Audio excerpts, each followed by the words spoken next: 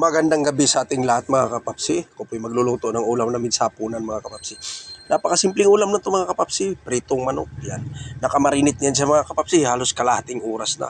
Talagang malasang malasa. Yan. Lahat ng rekado sinalo ko na dyan mga kapapsi. Bumili lang ako ng halagang 100 sa palengke. 8 piraso. Inahati ko na lang dahil ang ulam lang namin sa hapunan mga kapapsi.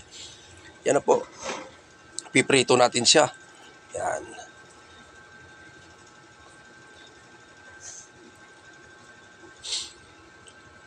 Yun na napakasimpleng ulam mga kapapsi.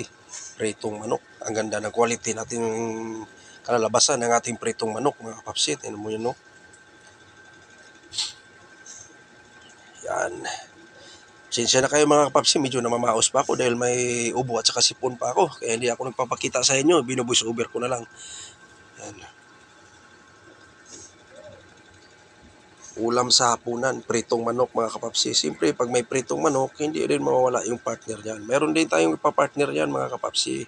Yan mo, ready to serve na yan mga kapapsi. Kung kintong kimbot na lang, ready na. Yan, luto na yan. At saka ito ang yung ipapartner natin mga kapapsi. Hindi ko na inaisa-isa pinapakita sa inyo dahil pagdating sa mga ganitong klaseng ulam, napakadali lang to. Paksiw na bangus. Yan. Yung matagal-tagal na rin tayong hindi nakakain ng ganitong ulam mga kapapsi. Paksiw na bangus. Kompleto ricados niya mga kapapsi. Talong, okra, sibuyas, lahat ng ricados sinalo ko na dyan. Yan ang ating pritong paksiw na bangus. Isang piraso lang yan mga kapapsi. Malaki. Lampas kalahating kilo yung isa. Kulang-kulang 1 kilo. Yan, nalagyan na natin siya ng suka. Wala po tayo pa saktong panukat. Tansya meter lang po yung gamit natin. Dagdagan na lang natin mamaya yan pag medyo makulmo lang siya.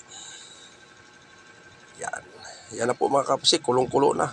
Malapit na yan siya maluluto mga kapapsi. Kunting-kunting kimbot na lang yan. Ready to serve na yan. Ready to eat na rin yan mga kapapsi. Ulam lang namin sa hapon. Yan. At ako po ay nagpapasalamat sa inyo mga kapapsi, kamamsi sa walang sawang suporta nyo. Hanggang dito na lang ako. Bye-bye.